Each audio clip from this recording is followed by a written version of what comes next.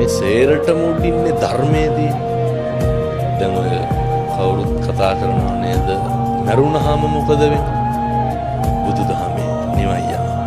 කතෝලික දහමේ ඉස්ලාම් දහමෙත් දෙවියන් වහන්සේ ගාවට යනවා. ඒ කොටස් තුනක් වෙන්න බෑනේ. මොකක් හරි එකක් නේ වෙන්න ඕනේ නේ. මොකක් හරි එක ධර්මතාවයක් තියෙන්න බෑනේ. එතකොට තව කොටසක් කරන එක පව් වෙන්න. ඒ වැඩේම තව කොටසක් කරනකොට පින් වෙන්නත් බෑනේ. මේකේ මොකක් හරි එකයි තියෙන්න ඕනේ.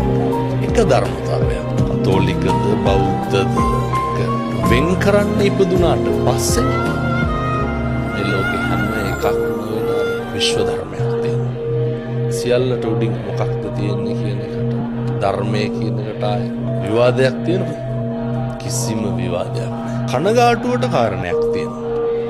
මිනිස්සු මේක පිළිගන්න කැමති නැහැ. මේ අර කාටත් පොදු ටිකක් තියෙනවා කියලා